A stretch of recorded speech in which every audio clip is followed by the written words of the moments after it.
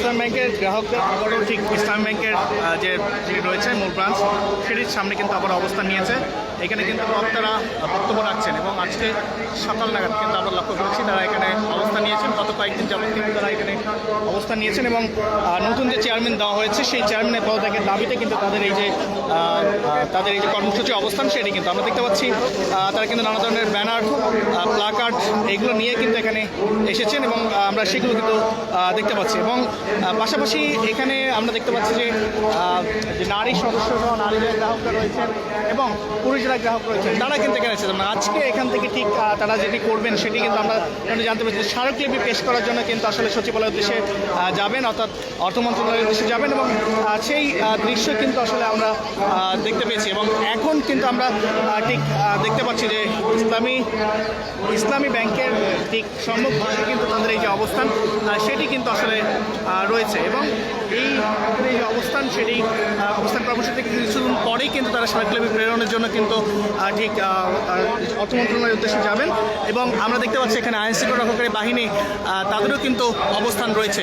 দুই পাশে আমরা দেখতে পাচ্ছি অপরদিকে জলকমল এবং গত কয়েকদিন ধরে কিন্তু ইসলাম ব্যাংকের যে নতুন চেয়ারম্যানকে নিয়োগ দেওয়া হয়েছে সেগুলো নিয়ে কিন্তু আসলে যারা গ্রাহক ছিলেন তাদের মধ্যে কিন্তু আসলে যে ক্ষোভ সেটি আমরা দেখতে পেয়েছি এবং সেই ক্ষোভের জায়গা থেকে কিন্তু তারা গত কয়েকদিন ধরে এখানে অবস্থান করছেন, নানা ধরনের কর্মসূচি দিয়েছেন, কলম বিরতি সহ নানা কর্মসূচি দিয়েছেন এবং আজকে কিন্তু আমরা ঠিক দেখতে পাচ্ছি তারা কিন্তু আজকেও এখানে অবস্থান করেছেন এবং সেই দৃশ্য কিন্তু আমরা এই মুহূর্তে ঠিক দেখতে পাচ্ছি।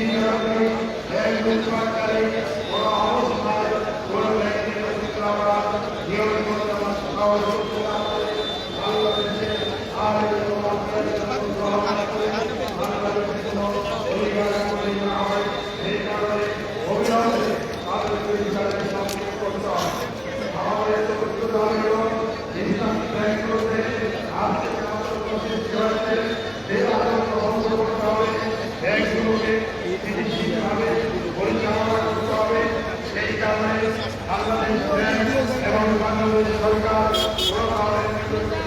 সিদ্ধান্ত গ্রহণ থেকে বিরত থাকবে এবং সামাজিক যোগাযোগ মাধ্যমে ইসলামী ব্যাংকের বিষয়ে যে সমস্ত ইতিবাচক প্রচারণা চলছে সেটি বন্ধ করার জন্য অবিলম্বে ব্যবস্থা গ্রহণ করতে হবে।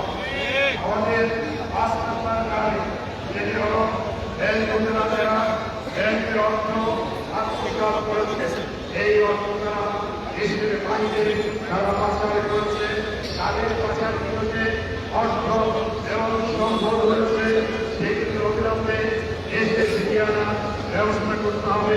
তারা যে এই খেলাবিদের সাথে সমন্বয় করতে হবে। সেই জন্য আমাদের দাবি বিশেষ টাস্কফোর্স গঠন করতে হবে।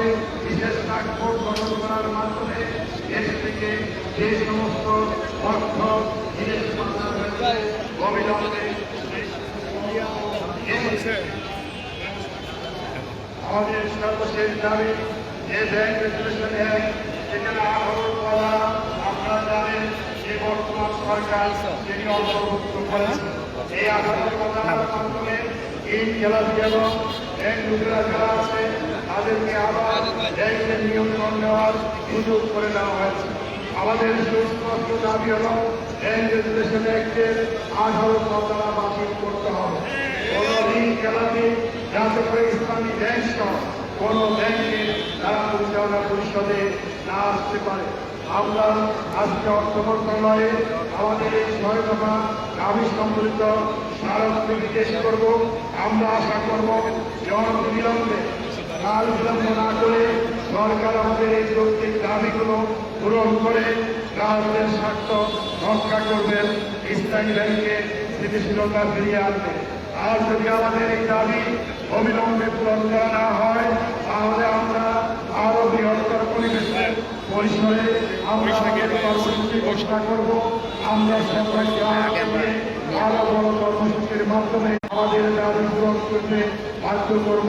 সম্মানিত গ্রাহকবৃন্দ, এখন আমাদের